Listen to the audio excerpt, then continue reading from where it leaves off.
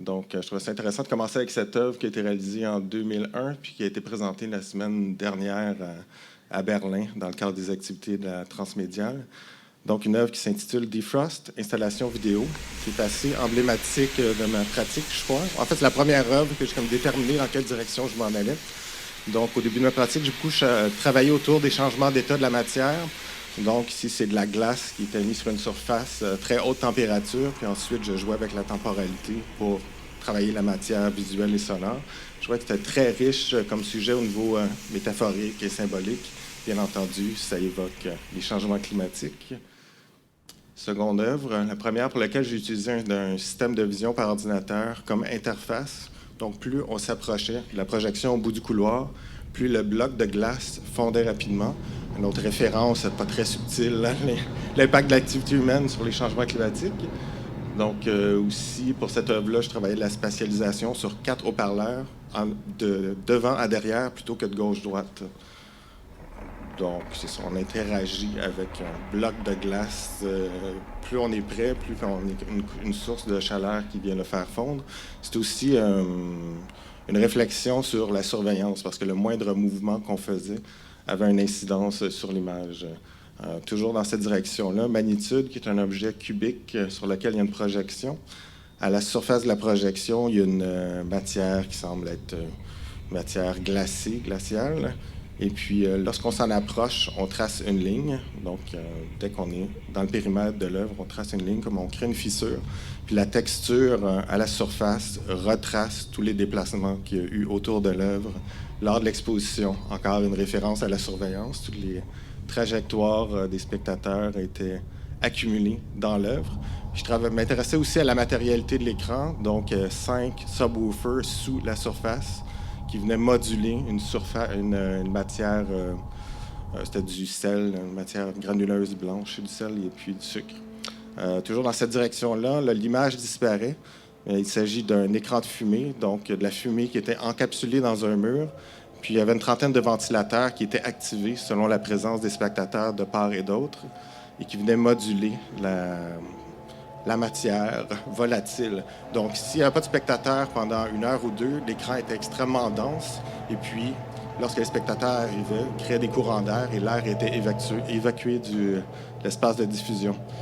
Donc, l'époque, c'était aussi une réflexion sur les notions d'interface et d'écran. Donc, un écran peut montrer des choses, mais peut aussi dissimuler des choses. Et puis, l'interface, l'écran devient un filtre qui vient réguler les communications entre 2 espaces. Puis, j'ai commencé ça en 2006, donc c'est le début de Facebook et tout ça. Donc, sur le web, on passait d'une situation d'anonymat à révéler notre vie privée. Puis, il y a différents processus de révélation, dissimulation qui sont activés à travers le dispositif.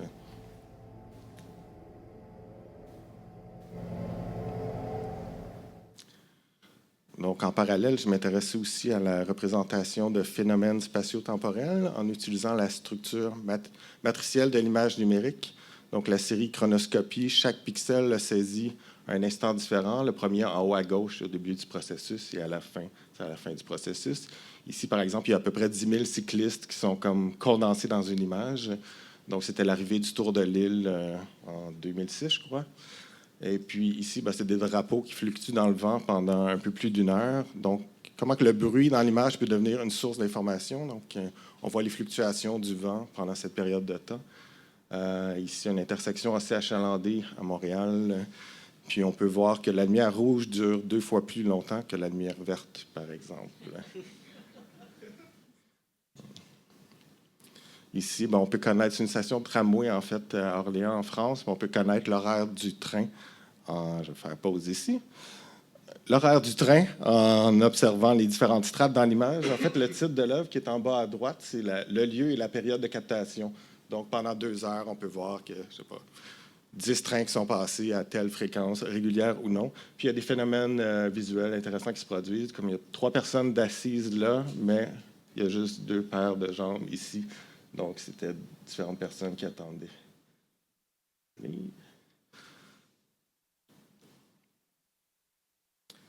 Et puis ici, c'est la démolition d'un bâtiment à Phoenix. Donc, on le voit avant, pendant et après sa démolition.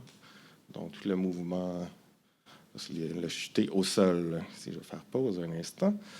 Donc, même processus, mais appliqué à des archives de webcam où je scannais une petite partie du ciel de différents endroits. Donc, en haut à gauche, on voit un carré vert. C'est la zone d'échantillonnage que j'ai utilisée.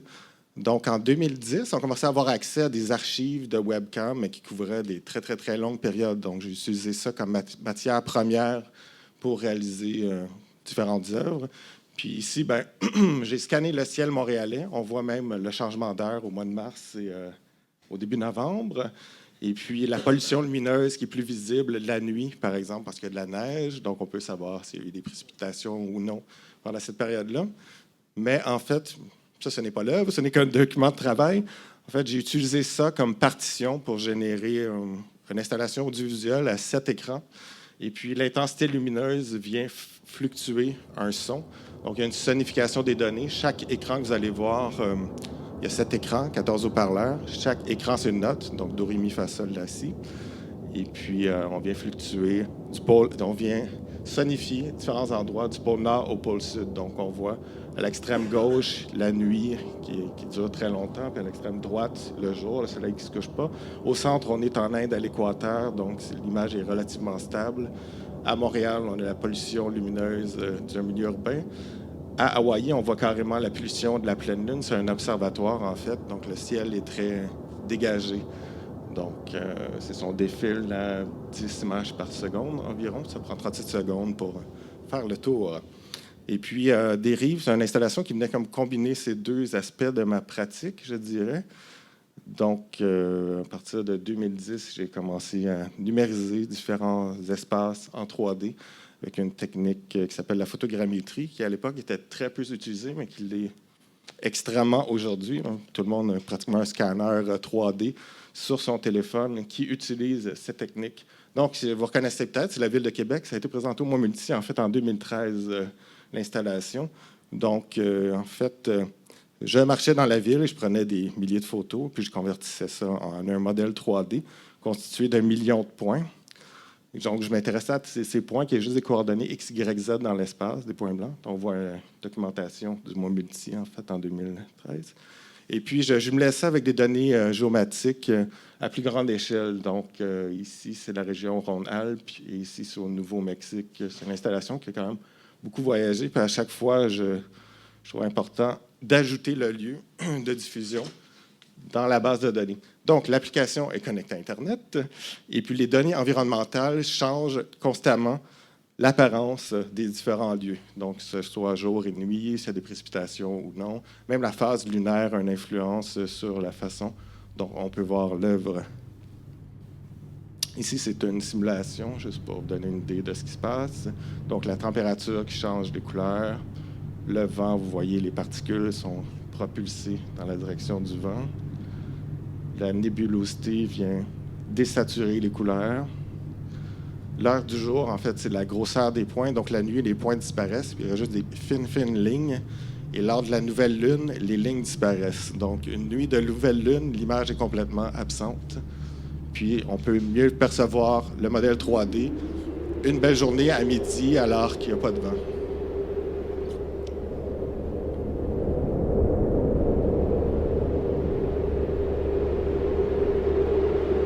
Donc, c'est avec cette œuvre-là que j'ai beaucoup commencé à travailler de manière itérative, donc une œuvre qui n'a comme jamais de fin, là, j'ajoute constamment du contenu, et beaucoup en résidence aussi, où je travaille sur le terrain pendant plusieurs semaines ou mois, peut-être même des années parfois. Donc, ça, c'est l'installation. En fait, j'ai encore utilisé un système de vision par ordinateur. Selon la position des spectateurs dans l'espace, ça vient modifier le point de vue qu'on a sur l'œuvre. Plus on s'en approche, plus on zoom in. Si on est à gauche ou à droite, il y a une rotation de la caméra virtuelle dans cette direction-là. Ça me semble important aussi que chaque personne dans l'espace ait une influence sur l'œuvre plutôt que ce soit une personne avec une interface quelconque qui manipule le dispositif.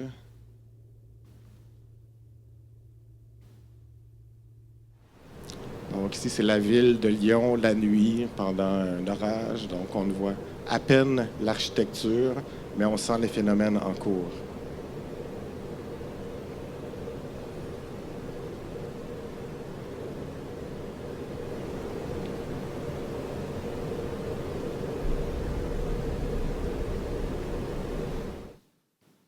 J'ai aussi réalisé une version pour un casque de réalité virtuelle en 2015. Donc, c'était le prototype de l'Oculus Rift à l'époque, le Development Kit. Alors, c'était bien agréable à développer. Je vous ai parlé des détails techniques. Et puis, dans ce contexte-là, en fait, ce qui est intéressant, c'est que le vent déterminait dans quelle direction on allait, donc les différents paramètres environnementaux. Le vent et la pression atmosphérique déterminaient notre navigation dans l'espace. Donc, si le vent soufflait vers l'ouest, on se déplaçait dans cette direction-là. Et la pression atmosphérique nous faisait monter ou descendre en altitude. Donc, en 2014, j'ai fait une résidence en Islande qui a été très productive et très amusante aussi. Alors, en 2014, il y avait différents phénomènes touchant l'image, la production d'images qui était assez intéressant, je trouve. D'une part, les drones devenaient abordables et un peu n'importe qui pouvait s'acheter un drone et faire des images aériennes. Et d'autre part, c'était l'apparition du selfie stick, donc la perche à selfie. Puis j'étais en Islande dans des beaux paysages et il y avait beaucoup de ces personnes qui se prenaient en photo avec un selfie stick. Donc j'ai amené le cerf-volant de ma fille, qui est un beau requin volant ici, qui a un lien avec la culture populaire islandaise en plus. J'ai monté une caméra dessus et puis j'ai fait différentes captations du paysage avec ce dispositif. J'aime bien aussi l'image du requin qui est à la fois amusante et menaçante, comme les drones peuvent l'être aussi. C'est à la fois un jouet et un outil, un instrument militaire là, et de surveillance. Puis aussi, je m'auto-surveillais en train de regarder mon téléphone parce que je contrôlais la caméra. Alors, il y a comme plein de choses qui se passaient. Donc, c'est une œuvre qui n'avait pas vraiment de forme fixe. Au début, je mettais juste des images sur les réseaux sociaux. Ça donnait l'impression que j'avais un drone en Islande. Ensuite, j'ai réalisé une série de boucles vidéo parce que la résonance de la corde créait vraiment des sons intéressants pour la caméra en haut. Et puis, en 2016, j'ai présenté une œuvre à la Place des Arts, qui est en fait un dispositif interactif. C'est un écran tactile, juste à côté de la maison symphonique. Puis le titre de l'œuvre étant Variation pour cordes et vents, ça fonctionne vraiment bien avec l'idée d'un orchestre. Alors, c'est comme un instrument audiovisuel dont on pouvait découvrir des milliers de scènes. Puis plus on interagissait avec le dispositif, plus il devenait instable, jusqu'à atteindre un point où ça crashait constamment. Donc, c'est tous les écrasements du serveur. Puis ce qui était intéressant dans le processus aussi, c'est s'il n'y avait pas de vent, je ne pouvais pas capter d'image. Donc, j'étais très dépendant aux conditions environnementales. Encore une fois, s'il y avait de la pluie aussi, des fois, dans un orage, c'était bien agréable. Donc, dès qu'on commence à comprendre quelle séquence est où et qu'on peut vraiment le manipuler de manière interactive comme un instrument, le dispositif devient de plus en plus instable, puis on perd un peu le contrôle du dispositif. J'ai aussi fait une installation vidéo en 2019 qui a été présentée à Expression, où il y a 6 écrans et 6 casques d'écoute où on essaie de faire le lien entre les différents, entre le visuel et le sonore. Pendant mon séjour en Islande aussi, j'étais sur la route, ils annonçaient une éruption volcanique imminente dans la région où j'étais. Puis selon les relevés de différents instruments, ils fermaient, ils ouvraient des routes, ils nous disaient d'évacuer. Donc ça dictait un peu par où je pouvais aller. Donc on se dit, je vais peut-être pouvoir documenter une éruption volcanique. Donc je restais sur le terrain. Puis en attendant, je documentais différents systèmes de surveillance du territoire. Puis je travaillais beaucoup dans l'idée de faire des boucles vidéo assez courtes, un peu comme des GIFs animés. Donc, j'ai fait une banque de données où il y a à peu près 500 vidéos. Puis, ça, c'est l'installation. C'est un film infini, en fait, dont le montage se fait en temps réel selon les données qui sont affichées sur un écran. Les données qui veulent évoquer des différents systèmes utilisés par des géologues ou des volcanologues. Au volume au maximum. Et puis, en fait, ça veut évoquer ça, mais en fait, c'est l'activité de...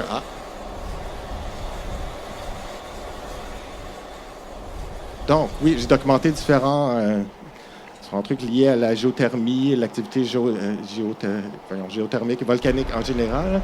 Mais en fait, les données qui sont affichées, c'est les données de l'ordinateur qui présentent l'œuvre. Donc, sa température interne, la vitesse de son ventilateur, sa consommation d'énergie. Donc, ces différents paramètres-là viennent déterminer si on est une station de géothermique qui produit de l'électricité, par exemple, si on a sa consommation d'énergie dans le tapis. Si sa température est basse, on se retrouve sur des glaciers, ainsi de suite. Donc, Le film qu'on voit est en fait une visualisation poétique de la machine qui présente l'œuvre.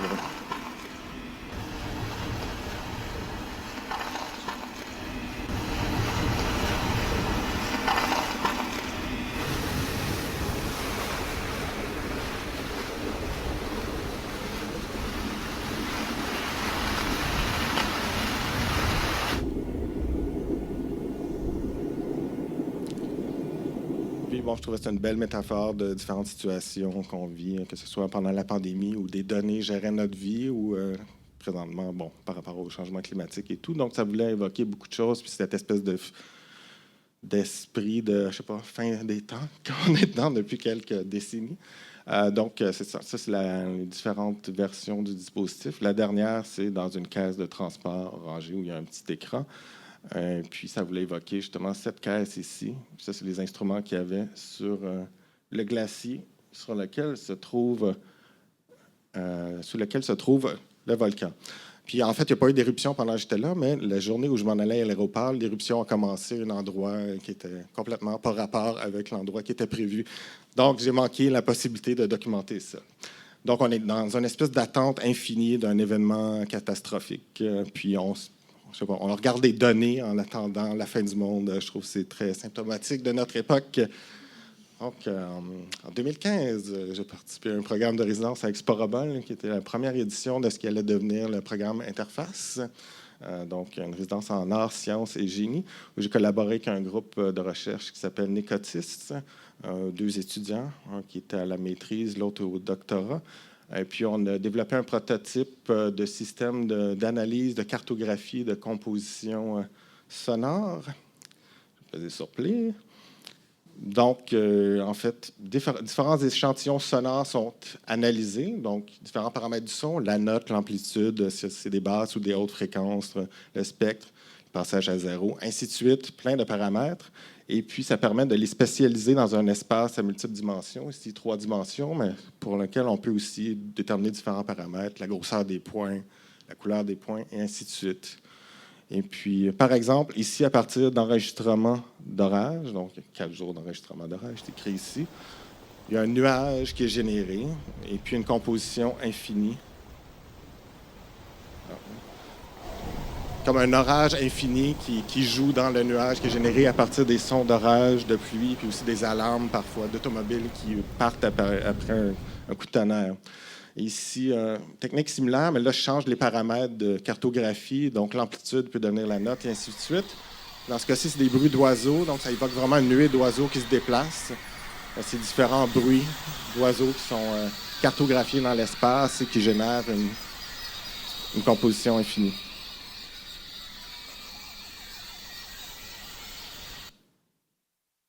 Je vais faire pause. Donc, dans les années qui ont suivi, j'ai beaucoup travaillé autour de la thématique des véhicules autonomes.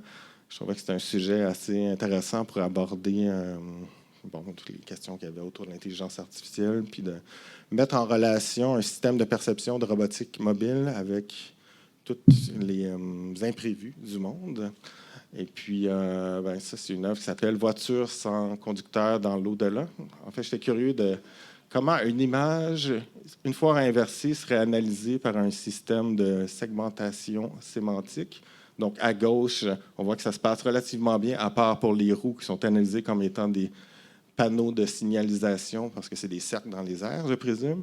Mais à droite, puisque le système est entraîné sur des images où le ciel est toujours en haut et la route en bas, mais cherche le ciel et les bâtiments dans la route, et en bas, la différence entre le trottoir et la route, par exemple. Donc, déjà, un simple renversement de l'image, et puis ça ne marche plus du tout. Je trouvais ça intéressant. Où est la frontière, par exemple, ici, entre en rouge des bâtiments? Oh oui, un beau petit délai. Le rouge des bâtiments et ici, ce qui serait la route. Des nuages, le ciel. Donc, c'est ça. Ce qui est intéressant aussi en expérimentant avec ça, c'est que je réalisais que je pouvais extraire des statistiques des images. Par exemple, tout ce qui est en vert, c'est de la végétation. Donc, de la même façon que j'analysais le son précédemment, je pouvais extraire des statistiques des images. Quelles sont les images où il y a le plus de bâtiments, le plus de végétation, et ainsi de suite. Ce qui a donné lieu à une œuvre qui s'appelle Conduite algorithmique, qui suit. où j'analysais le son, l'image. Il y a aussi un modèle des certitudes, je vais revenir là-dessus par la suite, parce que je trouve que c'est un paramètre très intéressant et très poétique, qui est à la fois très technique et poétique. Et puis, différentes données provenant de mon véhicule, qui n'était vraiment pas un véhicule high-tech.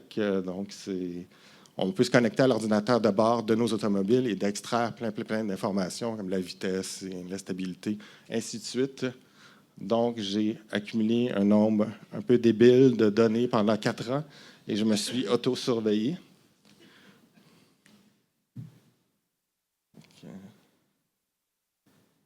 Donc, ouais, je travaillais beaucoup en résidence, puis j'étais souvent sur la route, puis souvent sur la route, j'ai rencontré plein de situations inattendues. Tu dis, pourquoi est-ce que la route ne deviendrait pas une façon d'accumuler du matériel? Donc, on voit toutes les données que j'accumule avec mon véhicule qui est très low-tech comparativement à ce qu'il y a maintenant sur le marché.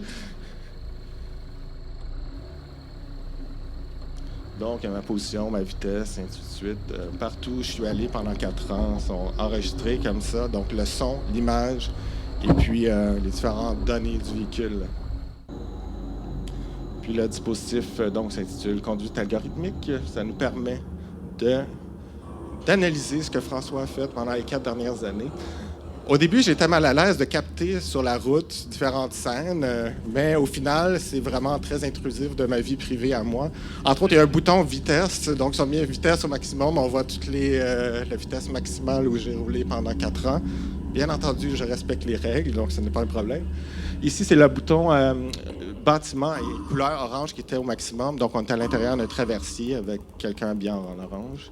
Ici, c'est des bruits percussifs, donc le bruit du moteur du véhicule, bien souvent. Donc, ça, c'est à la fois un instrument qui permettrait des performances audiovisuelles, mais aussi un outil de surveillance. Puis, les véhicules, plus que jamais, collectent énormément de données, tant sur le conducteur que sur les scènes extérieures. Donc, voilà.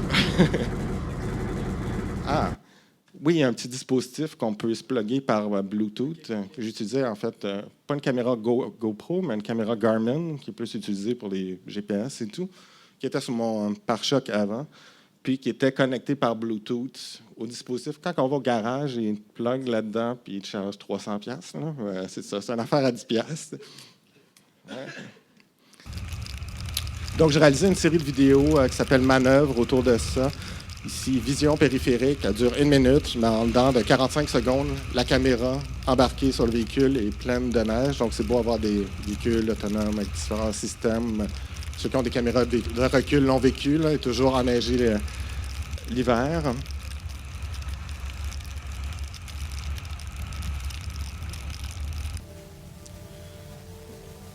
Le rond-point itératif où on voit les différentes étapes d'analyse de l'image. Ça a été capté à Québec, d'ailleurs, pendant une résidence à la Chambre-Blanche. Vous allez peut-être reconnaître l'endroit où ça a été capté. On pourrait peut-être monter le volume un petit peu pour cette partie. Merci.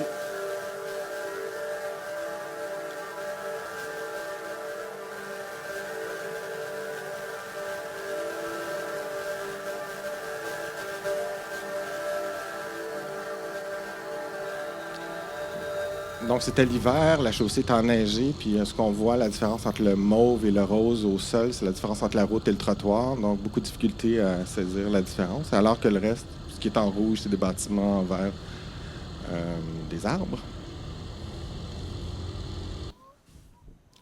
Le tracker de bug.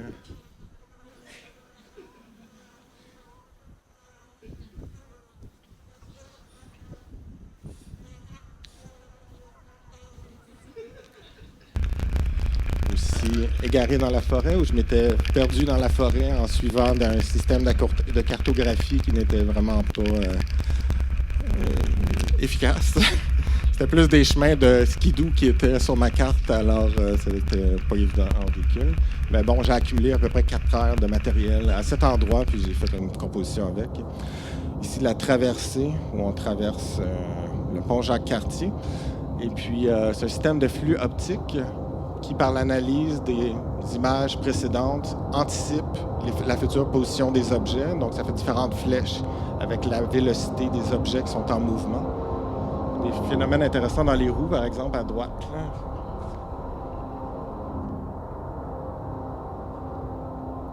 C'est aussi une technique qui est utilisée en compression vidéo. Donc, c'est pas juste la vision de robotique du monde, mais aussi des algorithmes qui sont utilisés souvent dans le travail là, de tous les jours. Les flots, alors, le véhicule contemple le rivage à Kamouraska. Ça fait comme pratiquement des poissons ou des feuilles mortes sur l'eau. Donc, il essaie d'anticiper la direction des vagues.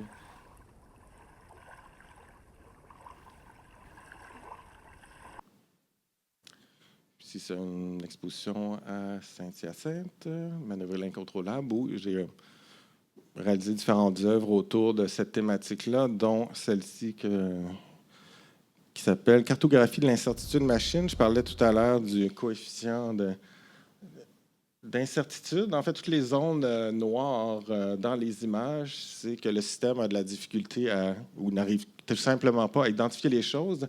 Donc, j'ai réalisé un heat map autour du lieu de diffusion. Et puis, où l'incertitude est dans le tapis, c'est des points vraiment chauds jaunes. Donc, en théorie, ça pourrait être, si je le faisais de manière scientifique, l'endroit où un véhicule autonome risque le plus de causer un accident.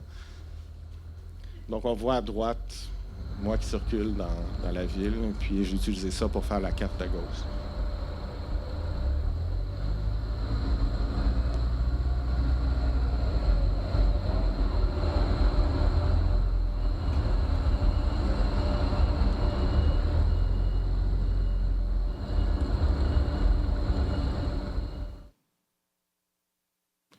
Oh, on voit pas grand-chose, mais c'est un rétroviseur qui a été un rétroviseur avec une caméra de recul. Je ne sais pas si vous avez déjà vu ça, mais bon, un rétroviseur miroir, puis à l'intérieur, il y a un écran. On le voit difficilement ici. Puis, bon, j'ai comme déconstruit le dispositif. Il y a aussi des capteurs ultrasons qu'il y a sur les pare-chocs là, pour dire vous êtes à 0,5 mètres du véhicule derrière vous. Donc, puis ça fait bip, bip, bip. Donc, c'est un petit dispositif recontextualisé ou qui a comme son propre système de surveillance. Et ici, l'impression lenticulaire mouvant. Donc, je m'intéressais à éliminer toute l'informatique et l'électronique de mon travail, mais de garder quand même cette variabilité, cette interactivité de l'image numérique. Puis, bon, c'est une impression lenticulaire où j'ai condensé 4 années sur la route en classifiant les images. Par exemple, toutes les images où il y a le plus de végétation, toutes les images la nuit, toutes les images où on voit le soleil, lever ou coucher du soleil. Donc, ça fait une espèce d'image qui fluctue selon notre angle de vue. Là. Ça peut aussi évoquer la réalité virtuelle parce qu'il y a un effet stéréoscopique. Ceux qui ont déjà vu des images lenticulaires, notre œil gauche et notre œil droit voient une image différente. Donc, en 2017, là, on est rendu à la deuxième partie, si on veut. Est-ce que je suis dans le temps? Oh, il va falloir que j'accélère. Je vais accélérer un peu. Mais, oui, deuxième partie de ma présentation qui est plus liée au travail que je fais depuis 2017, là, mais ça s'est amplifié depuis comme thématique, la géologie. Donc, j'ai fait une résidence au Parc national du Gros-Morne à Terre-Neuve et puis une formation géologique qui s'appelle les Tablelands qui m'a fasciné comme ça a fasciné d'autres personnes avant moi, je crois, et après moi aussi. Donc, c'est des roches du manteau terrestre qui sont à la surface de la Terre. On a dit qu'il y a 4 endroits sur Terre où ça se produit. Donc, ça évoque vraiment le sol martien. C'est des roches très riches en métaux lourds. Donc, au même moment, on recevait des images extrêmement détaillées de Mars et du robot qui cherchait des signes de vie. Donc, j'ai numérisé, lorsque je partais en randonnée, dans cette formation géologique, différentes roches où il y avait des traces de vie. Ici, il y avait du lichen sur des roches qui étaient plutôt stériles. Puis je les ai mises en forme de différentes façons qui veulent évoquer la réalité virtuelle augmentée. Alors, puis aussi des expériences au niveau de la relation son-image. Donc, notre relation à la surface de l'image et puis le déplacement de la caméra vient moduler le son.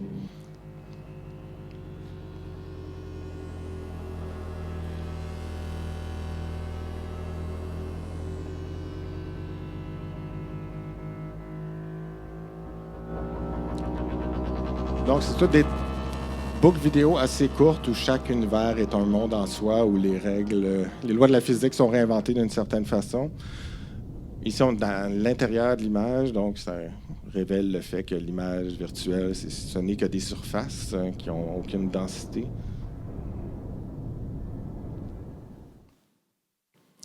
Au même moment, je faisais différentes expériences de réalité augmentée. Et puis, où j'utilisais entre autres les données des différents capteurs des téléphones. Puis bon, au-delà des pixels et des lignes de code, des données, je me suis mis à m'intéresser à la matérialité numérique, donc la géologie et les minéraux. Ici, Tablelands en suspension, c'est des roches du manteau terrestre, donc qui ont des milliards d'années, qui sont mises en relation avec un iPad. Selon les fluctuations du iPad, c'est moins de déplacement, ça vient moduler l'image. Donc, mettre en relation le temps profond de la géologie avec quelque chose de très... l'instantanéité du numérique, mais aussi l'obsolescence rapide de nos dispositifs.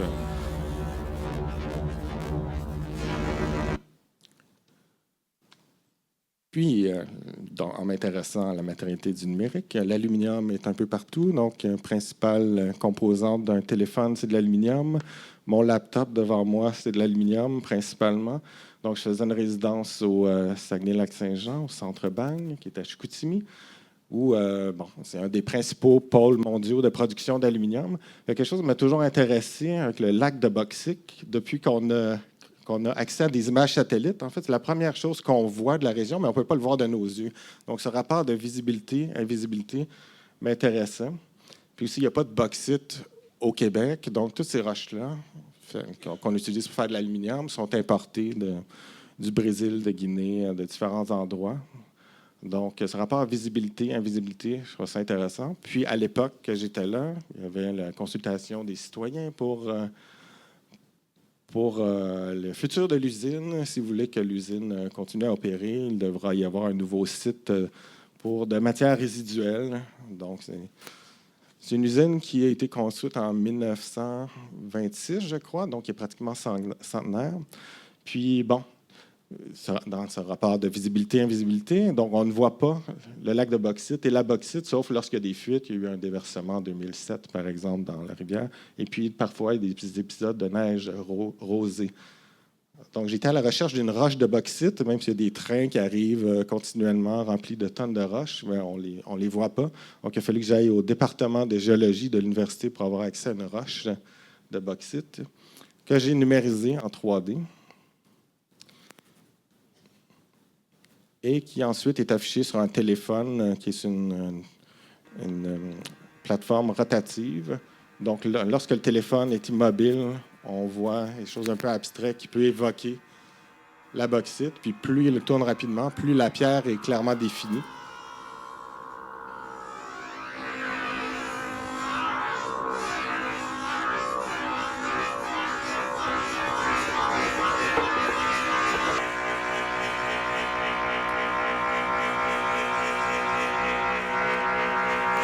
Donc, je vais baisser ça un peu, merci.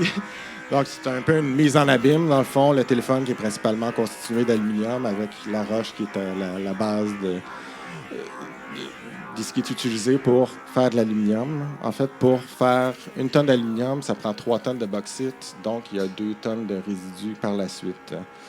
Et puis, je voulais évoquer avec cette idée de bauxite en orbite, la roche qui part du Brésil, qui s'en vient, dans une usine au Saguenay, qui s'en va ensuite en Chine, puis qui revient sous la forme d'un téléphone, en France, par exemple.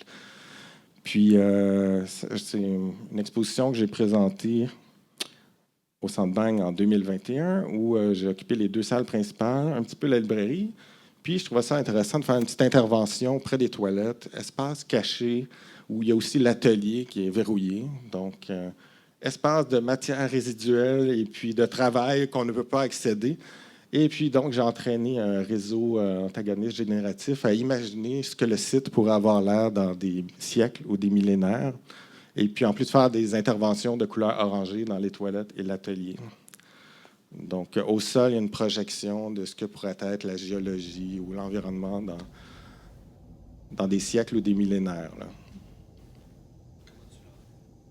Ah oui, c'est une bonne question. En fait, on a accès à plein d'images satellitaires. Donc, depuis les années 80, j'ai mis plein d'images avec le projet d'expansion du lac. Et puis, j'ai aussi pris des images des forêts environnantes, donc même ce que ça pourrait avoir l'air à l'état naturel avant que la compagnie s'installe là. Donc, j'ai fait 2 itérations en fait, de cette œuvre-là. La première qui était là, puis l'année dernière, j'ai présenté la même œuvre à Oboro, mais en entraînant avec des nouveaux réseaux beaucoup plus précis, en faisant du upscaling, entre autres. Puis ça, c'est pratiquement abstrait, ce que j'aime bien. En fait, on voit la spéculation sur ce que l'environnement pourrait être, tant OK, c'est enterré, il y a une belle forêt qui a poussé dessus, mais cette matière-là, cette nouvelle géologie peut toujours ressurgir. Et puis, en lien avec la matérialité numérique et puis la transition énergétique, ben, il y a le lithium, bien entendu, qui sont dans tous nos appareils. Puis on a souvent ces images-là lorsqu'on pense à des mines de lithium. Mais il y a aussi des mines de lithium au Québec, puis il y a plusieurs projets qui s'en viennent d'ailleurs. Donc, en 2018, j'ai commencé à m'intéresser à un projet qui était... je mets de la documentation différentes mines ailleurs. Donc, il y avait un projet qui suscitait l'inquiétude des citoyens de la région, qui est un projet de mine de lithium juste à côté de l'escarre Saint-Mathieu-Berry, donc d'une compagnie qui s'appelle Sayona Mining. Puis, bon, le projet est toujours en cours et à l'étude. Il se passe beaucoup de choses depuis. Puis en allant sur place, la première fois que j'ai été dans le coin, c'est en 2019. C'est ça. En fait, la mine serait située pas très loin de où Eska se trouve. Donc, Eska, qui serait l'une des meilleures au monde. Mais en allant là-bas, puis en rencontrant le monde du village, plusieurs m'ont révélé, en fait, que leur eau est déjà contaminée à l'arsenic, principalement, mais aussi aux hydrocarbures, mais c'est principalement une contamination naturelle, parce qu'il y a beaucoup de mines d'or dans la région, en Abitibi. Donc, beaucoup de citoyens n'ont pas d'eau potable. Ils doivent l'acheter d'ESCA, ce qui est un peu débile. Là. Donc, il y a beaucoup de palettes d'eau qui sortent. Donc, le sujet de l'eau est vraiment une fibre sensible là-bas, disons. Ce qui est un peu paradoxal, c'est que le village juste à côté de l'Esquerre n'a pas de l'eau potable sur son terrain. Puis, bon, il y a comme plusieurs choses qui se passaient, en plus de l'idée de la mine qui allait s'installer là. Donc, comment aborder ce sujet comme artiste montréalais qui se pointe en région? C'est toujours un peu sensible, délicat. Bref, il y a plusieurs éléments qui ont mené à un projet qui s'appelle Esquerre Lithium. Donc, vous montrer. Ah oui, il y avait un autre projet de mine de lithium sur un territoire, la communauté de Long Point First Nation, où la communauté ne voulait rien savoir qu'une mine s'installe sur ces terres. Donc, c'est toujours un autre projet qui est comme en suspens, qui flotte dans l'air.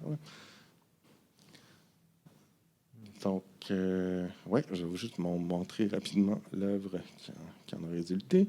Pour te donner une idée, il reste 15 minutes environ. Ah ouais, parfait. Je pense que je suis dans le temps. Je suis dans le temps, je vais être juste. Donc, ça, c'est le site de prospection minière.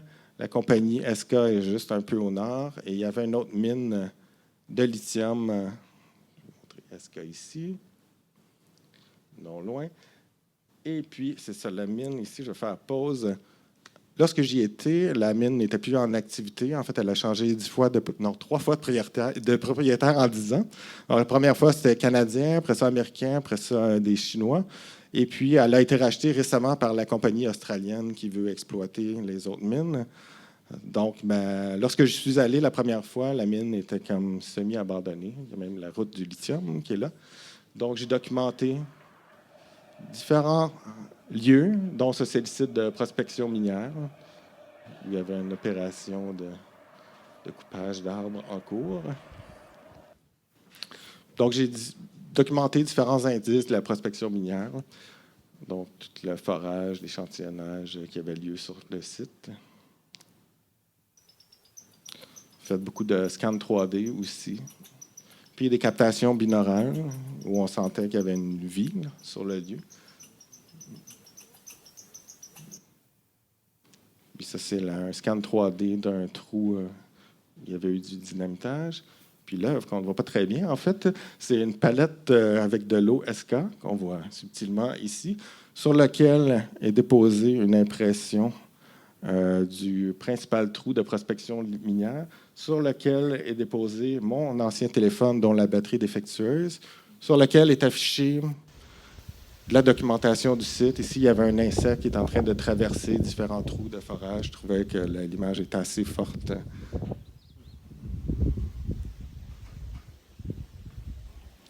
Peut-être accélérer un peu. Donc, c'est ça. J'ai beaucoup documenté le site.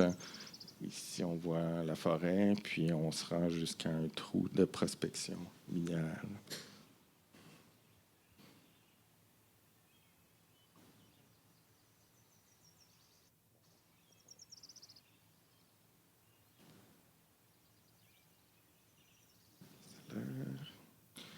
Ça, c'était la dernière incarnation de l'œuvre à Oboro, au mois d'avril dernier.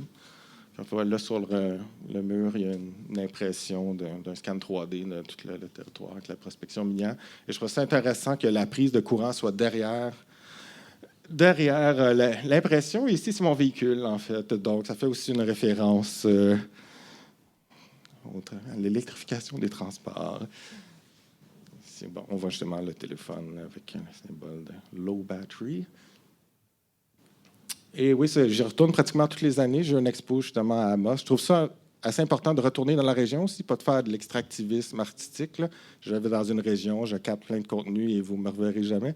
Donc, ça a été présenté au centre d'exposition d'Amos, qui est à peu près à 20 minutes du site. Puis bon, je profite de l'occasion pour documenter. Ici, on ne voit pas très bien, mais bon, c'est juste des différents marécages qui autour. La surface avait gelé, puis comme des trous, comme si ça avait été dynamité.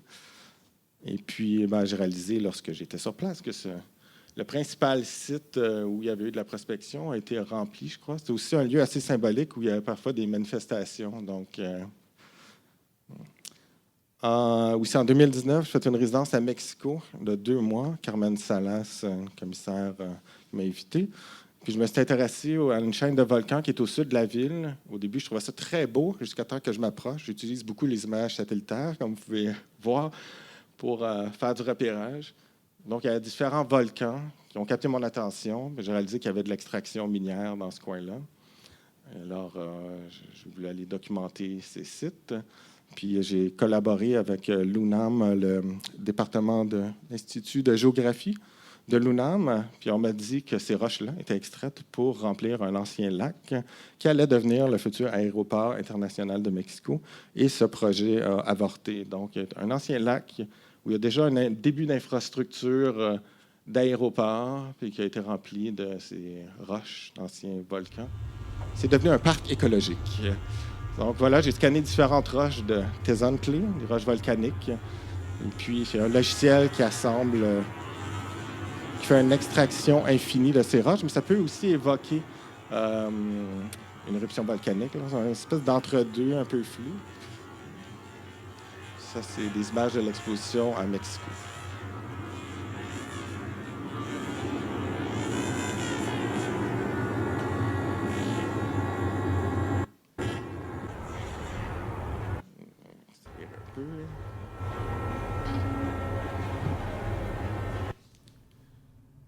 Puis, une autre impression lenticulaire. Ici, jamais le fait que ça peut évoquer tant un panache de cendres d'une éruption volcanique que des roches. Mais en fait, c'est des roches volcaniques en question que j'ai numérisées en 3D. Donc, selon notre point de vue, ça devient une texture très rocheuse de roches volcaniques ou très vaporeux, comme un nuage volcanique. Et ici, comme vous avez vu, il y a beaucoup de mes œuvres qui sont liées à la déforestation.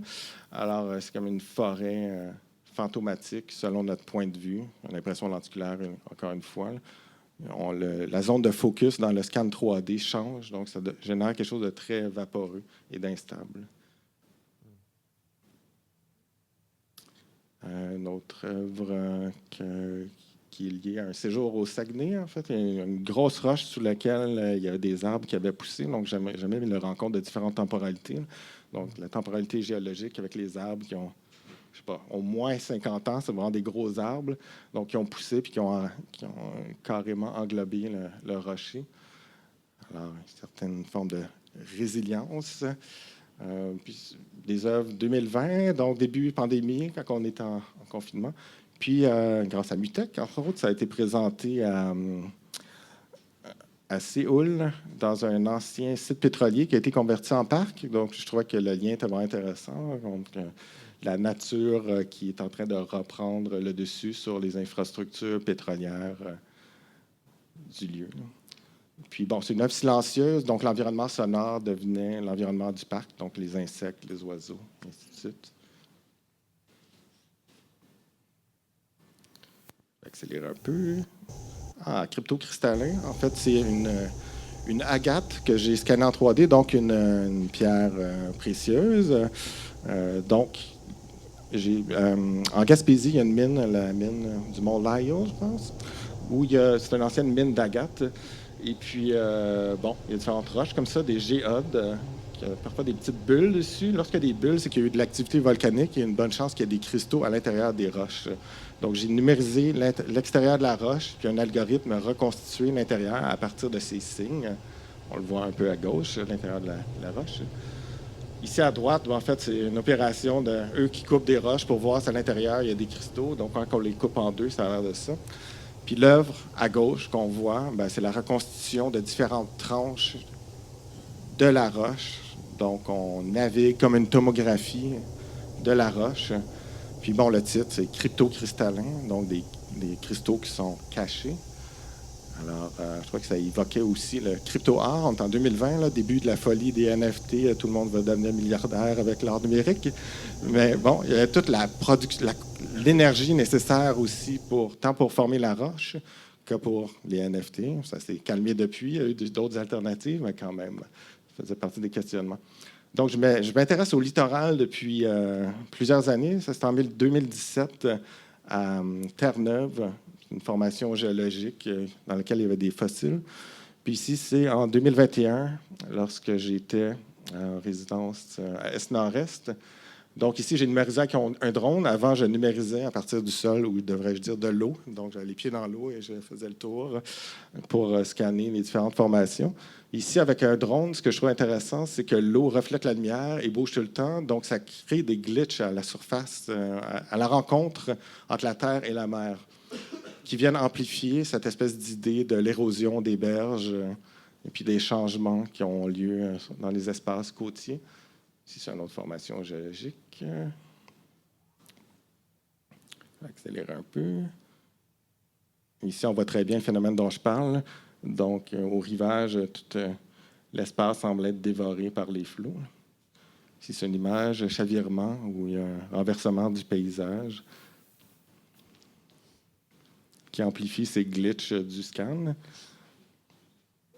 Et puis, ça a amené à une œuvre qui s'appelle Érosion, où il y a eu différentes itérations. Donc, la première au Centre d'art de Kamouraska, qui est sur le bord du Saint-Laurent. Et puis, puisqu'on est juste à côté, j'ai mis des micro-contacts sur les fenêtres, et puis le son venait moduler l'œuvre de réalité virtuelle qui était présentée. Deuxième itération qui était présentée avec Molière dans une expo de groupe. Et puis, je vais vous montrer de la documentation de la troisième itération. Donc, il y a une projection au mur qui montre des détails comme un zoom sur une scène, pratiquement la matière atomique, et puis des atomes de la matière, puis qui sont très réactifs. Donc, c'était le son de mes pas qui venait influencer ce qu'on voit. En fait, ce qui est projeté, c'est une caméra virtuelle qui tourne autour de la tête de la personne qui porte le casque. On voit juste un petit indice qui se dissout. Aussi, lorsqu'on rentre dans la pièce, c'est complètement silencieux. Lorsqu'on met le casque sur notre tête, il y a une quadriphonie qui s'active. Mais puisqu'on a un casque sur la tête, on ne se rend pas compte qu'on contrôle le son de toute la pièce. Puis on ne voit pas ce que les autres voient non plus. On ne voit pas, premièrement, s'il y a des spectateurs qui nous observent. On devient une espèce d'acteur dans cette pièce-là. Donc, les spectateurs ont juste une petite idée de ce qui est présenté sur l'écran. Puis, ce qui est dans le casque, c'est ceci. Ici, c'est sur le bord du fleuve Saint-Laurent, où il y avait des roches très plissées. Et puis, le son vient amplifier. Le son plus les mouvements des spectateurs viennent amplifier les plis du paysage.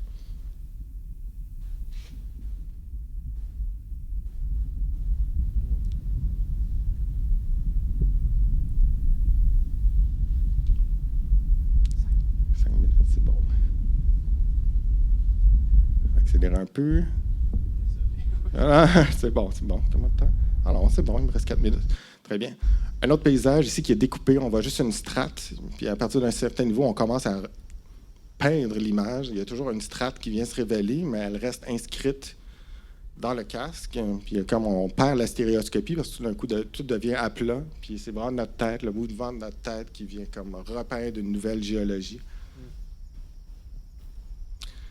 Donc, il y a une douzaine de scènes dans cette itération-ci, tous différents endroits, là, de Terre-Neuve jusqu'à pratiquement Québec.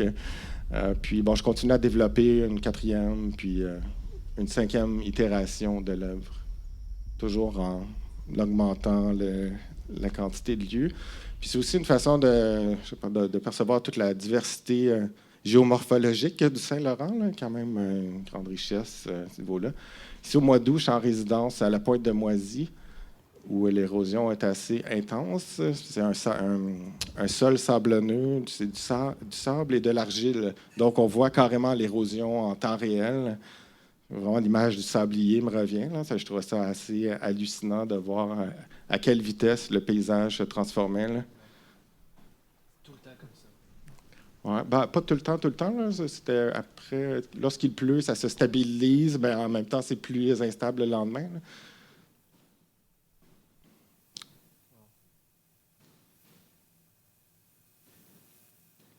Donc, ouais, j'ai numérisé différents endroits. À Rivière-Saint-Jean aussi, il y a quelque chose d'assez inquiétant. Un ancien dépotoir qui était auparavant à une centaine de mètres de la côte. Depuis une érosion, ben, le dépotoir est en train de se déverser dans le golfe du Saint-Laurent.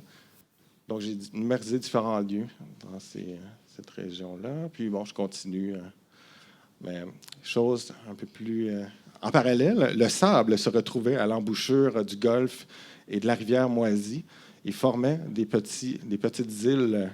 Les marées sont vraiment fortes, là, plus que 3 mètres parfois. Donc, il y a des îles qui apparaissaient, qui disparaissaient. Ça me semblait très évocateur, tant des reflux. C'est comme la montée des eaux, mais en accéléré, là, les changements climatiques. Donc, les îles apparaissaient, disparaissaient, différentes populations d'oiseaux qui cohabitaient paisiblement ou non sur ces îles-là, qui sont très éphémères. Là.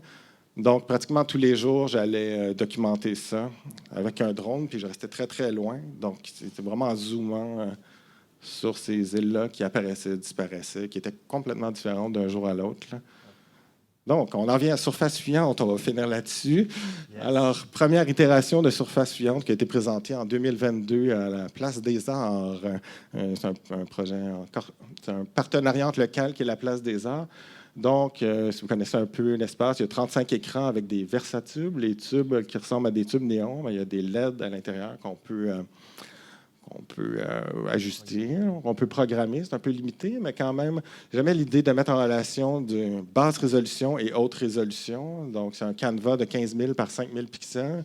Donc, j'ai numérisé différents espaces, tous des espaces en voie de disparition, d'une certaine façon. Donc, le littoral, des forêts qui vont être rasées pour différentes raisons, et ainsi de suite. Donc, j'ai numérisé en 3D avec une très grande précision des espaces. Ils sont rendus après avec une très, très courte profondeur de champ. Donc, ici, on voit une forêt. Ici, on voit le littoral qui semble émerger du brouillard. Il y a une très, très fine zone qui se révèle puis qui disparaît aussitôt. Donc, c'est vraiment notre mémoire et notre imaginaire qui construisent l'image. Donc, c'est une grande projection. Ça, c'est une image du projet. Suivra de la documentation au musée de la civilisation. Je vous invite vraiment à aller la voir parce que c'est super bien présenté, très heureux. Il y a aussi une spatialisation sonore 5.1 où j'ai beaucoup travaillé les harmoniques. Si on voit une forêt, justement, où on traverse des arbres, une forêt l'automne. Puis aussi, je travaille avec les artefacts numériques, là, vers la fin, comme la forêt se dissout. On ne sait pas si c'est un incendie ou des pluies acides. Mais c'est très coloré en même temps. Donc voilà, merci. Merci beaucoup, François.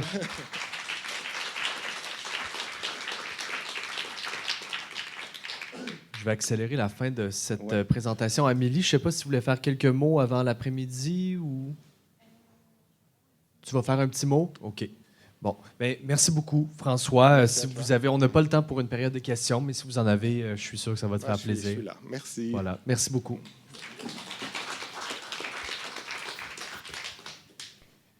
Allô tout le monde. C'est maintenant l'heure du midi. It's lunch break, but just before, like all standing up, Caroline's going to explain everything. Donc Caroline va expliquer comment ça marche pour le dîner. It's a break of 1 hour. C'est une pause d'1 heure. Please be back at 1 p.m. We have an amazing panel discussion with Molior, Archivéaire, and Sporable is going to be there with us. Donc, revenez à 1h p.m. Ça va être vraiment super, cette table ronde avec Molior, avec Archivéaire et Éric Desmarais de Sporable, à ne pas manquer sur la réalité virtuelle et les expositions. Donc, je passe le micro à Caroline. Merci beaucoup, Amélie. Pour les personnes qui ont réservé un lunch du partage végétal, ça va se trouver juste à l'extérieur, à l'accueil. Le personnel va pouvoir vous guider. Si jamais il y a des personnes aussi qui n'ont pas réservé de lunch, mais qui aimeraient en avoir pour demain midi et samedi midi, s'il est encore possible de réserver, le Partage végétal, c'est une entreprise locale qui fait de délicieux plats végétaliens. Donc, si jamais vous vous adressez à l'accueil, puis on va pouvoir vous réserver des repas. Sinon, vous pouvez, bien entendu, aller manger à la salle de pause qui se trouve juste en haut, au 5e étage. Puis, comme Amélie l'a si bien dit, on reprend à 13 heures. So, I'm just going to say it quickly in English. If you have if you ordered a lunch, it's going to be right outside. If you ever want to have a lunch from Partage Végétal tomorrow and Saturday, you can reserve. And as Amélie said, we can all be back at 1 p.m. for the pro section. And have a nice lunch break, everyone. Thank you.